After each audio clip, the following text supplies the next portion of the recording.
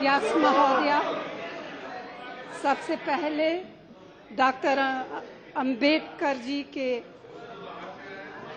125वीं जयंती वर्ष पर हम उनके प्रति अपना सम्मान व्यक्त करते हैं। आज सचमुच एक ऐतिहासिक दिन है। 66 साल पहले आज के दिन संविधान सभा ने हमारे देश को संविधान दिया था। यह संविधान लोकतंत्र और कानून के राज का, सामाजिक न्याय और सशक्तिकरण, हमारे देश की एकता को मजबूत करने के साथ साथ हमारी अनेकताओं का अभिनंदन करने वाला दस्तावेज है। हमारे संविधान का निर्माण दशकों के संघर्ष का नतीजा है।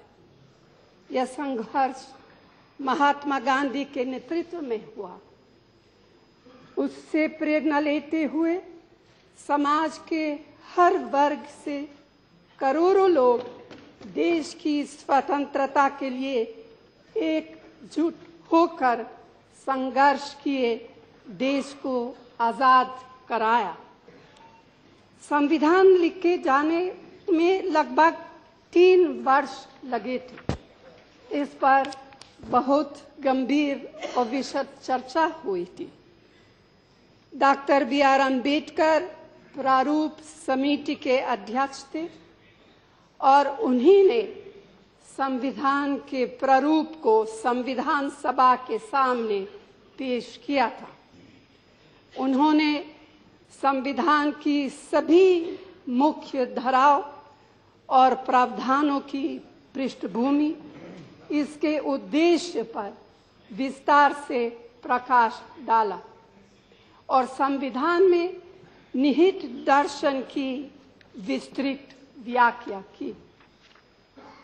26 नवंबर 1949 की सुबह जब संविधान का प्रारूप औपचारिक रूप से स्वीकार किया गया, तब संविधान सभा के अध्यक्ष डॉक्टर राजेंद्र प्रसाद ने डॉक्टर अंबेडकर की प्रशंसा करते हुए कहा था, उन्हें प्रारूप समिति में रखने और इसका अध्यक्ष बनाने से बेहतर और सही फैसला हो ही नहीं सकता था।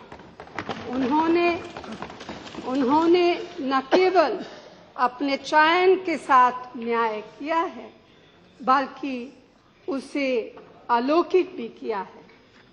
और डॉक्टर अंबेडकर ने संविधान प्रस्ताव पेश करते समय अपने समापन भाषण में क्या कहा था? इन्हीं के शब्दों में मुझे बहुत आश्चर्य हुआ था जब प्रारूप समिति ने मुझे अपना अध्यक्ष चुना। समिति में मुझसे बढ़े, मुझसे बेहतर, मुझसे अधिक सक्षम लोग थे। आगे चलकर डॉक्टर अंबेडकर ने ये भी कहा कि यह कांग्रेस पार्टी के अनुशासन का ही कमाल था।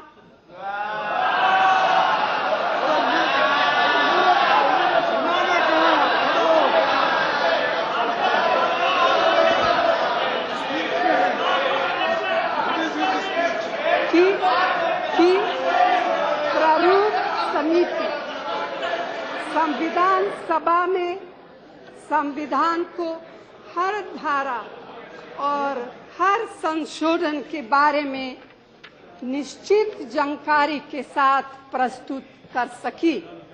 इसीलिए संविधान सभा के समक्ष संविधान के प्रारूप को अवैध रूप से प्रस्तुत किए जाने के समस्त श्रेय पर कांग्रेस पार्टी का हक बनता है।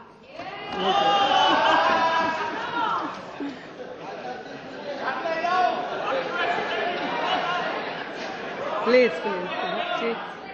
ये हिस्ट्री है इतिहास है। क्या कुछ आपत्ति है?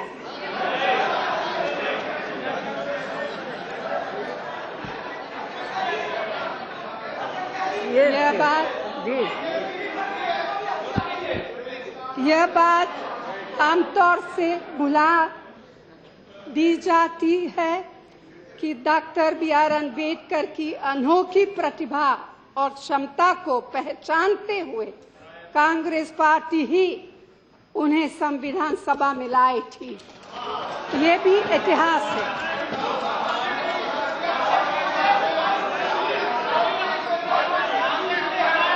इतिहास है। Doctor B R. Ambedkar America, Britain और जर्मनी में पॉलिटिकल थियरी और अर्थशास्त्र की उच्च शिक्षा प्राप्त की थी और वे अपने क्षेत्र में बेजोड़ थे। जब वे भारत लौटे तो उनका एक ही लक्ष्य, एक ही मकसद था, अनुसूचित जातियों और पक्षपात पीड़ित समुदायों के सम्मान के लिए संघर्ष, उन्हें आवाज देने के लिए संघर्ष और उनके लिए राजनीतिक सत्ता के अवसर संभव करने के लिए संघर्ष।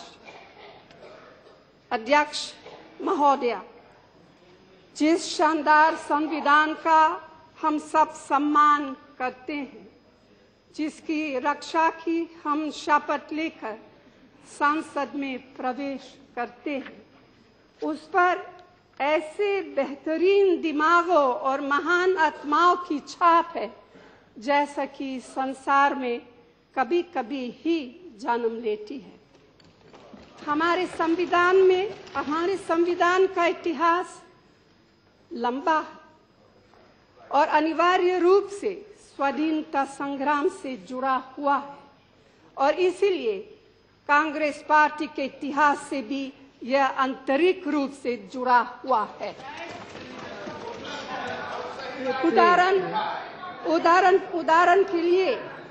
उदाहरण के लिए मार्च 1931 में अखिल भारतीय कांग्रेस समिति के कराची अधिवेशन में जवाहरलाल नेहरू ने मूलभूत अधिकारों और आर्थिक नीति से संबंधित प्रस्ताव तैयार करके उसे पारित कराया था।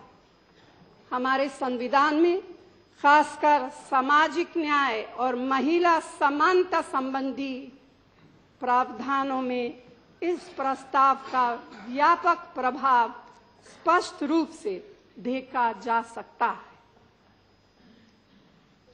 संविधान सभा को कदम कदम पर ऐसे 4 लोगों का मार्गदर्शन मिला जिनकी व्यापक प्रतिष्ठा थी और जिन्हें सभी का आदर प्राप्त था। ये थे जवाहरलाल नेहरू, सरदार पटेल, डॉक्टर राजेंद्र प्रसाद और मौलाना आजाद। संविधान सभा की 8 प्रमुख समितियां थी। इनके अध्यक्ष या तो नेहरू थे, या तो सरदार पटेल, या तो फिर डॉक्टर राजेंद्र प्रसाद थे। मौलाना आजाद इनमें से 5 समितियों के प्रमुख सदस्य थे। 13 दिसंबर 1946 को संविधान सभा में ही जवाहरलाल नेहरू द्वारा प्रस्तुत उद्देश्य प्रस्तुत ऑब्जेक्टिव्स रेजोल्यूशन ने संविधान की प्रस्तावना का रूप लिया। संविधान अद्भुत रूप से लचीला साबित हुआ है। इसमें 100 से अधिक संशोधन हो चुके हैं, जिनमें से अधिकांश बदलती परिस्थितियों और उभरती चुनौतियों के नतीजे रहे। लेकिन यह निर्विवाद है कि संविधान ने हमारे समाज के कमजोर तबकों को भागीदारी और गौरव का एहसास दिया है। यह निर्विवाद है कि हमारे संविधान में सेक्युलर मूल्यों का समावेश है और ये भी निर्विवाद है कि संविधान ने हमारे लोकतंत्र को अधिक रिप्रेजेंटेटिव और शासन को अधिक जवाबदेह बनाया है। लेकिन हमें डॉक्टर अंबेडकर की चेतावनी नहीं भूलनी चाहिए जब उन्होंने कहा, उन्हीं के शब्दों में, कोई संविधान कितना भी अच्छा क्यों ना हो, यदि उसे लागू करने वाले लोग बुरे निकले। प्लीज इसमें हम दोनों के लिए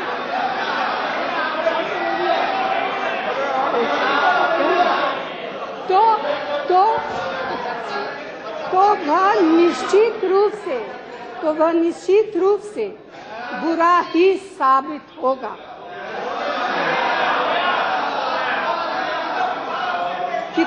कितना भी बुरा संविधान क्यों ना हो, यदि उसे लागू करने वाले अच्छे हुए तो वह अच्छा भी साबित हो सकता है। संविधान का व्यवहारिक अमल केवल संविधान की अपनी प्रकृति पर ही निर्भर नहीं करता। अध्यक्ष महोदय, संविधान की भावना का भी उतना ही महत्व है जितना कि इसके शब्दों का। जैसा कि स्वयं डॉक्टर B.R. अम्बेडकर ने इशारा किया था कि अपने सामाजिक और आर्थिक लक्ष्य प्राप्त करने के लिए संवैधानिक तौर तरीकों का कोई विकल्प नहीं हो सकता। अध्यक्ष महोदय, आज एक खुशी का दिन है, लेकिन दुख का भी है। दुख इसीलिए है कि संविधान के जिन आदर्शों और सिद्धांतों ने हमें दशकों से प्रेरित किया है, आज उन पर खतरा मंडरा रहा है। उन पर जानबूझकर हमला हो रहा है। हमने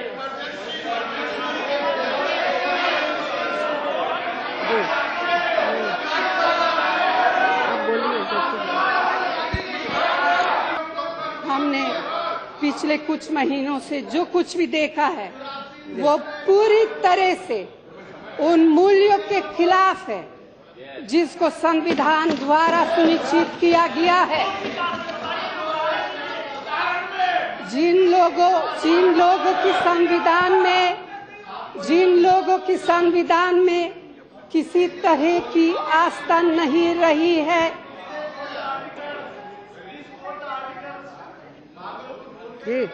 न इसके निर्माण में जिनकी कोई भूमिका रही है, वो आज इसका नाम जप रहे हैं, वो आज इसके अगुवा बनना चाहते हैं, वो आज संविधान के प्रति वचनबद्धता पर बहस कर रहे हैं।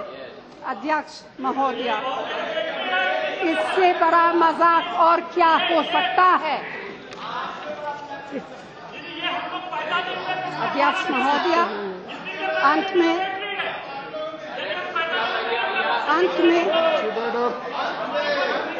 किसी की भी भूमिका नहीं ना, हम सब बात भारतीय राष्ट्रीय, अरे हम सब बाद में ही पैदा हुए बेटे। ये अंत में भारतीय राष्ट्रीय कांग्रेस की तरफ से मैं doctor B.R. Ambedkar, Jawaharlal Nehru, Sardar Patel, doctor Rajendra Prasad, Maulana Azad और संविधान सभा के सभी सदस्यों को नमन करना चाहती हूँ, सलाम करना चाहती हूँ, जिन्होंने हमें यह अमूल्य विरासत प्रदान की है। धन्यवाद। Thank you.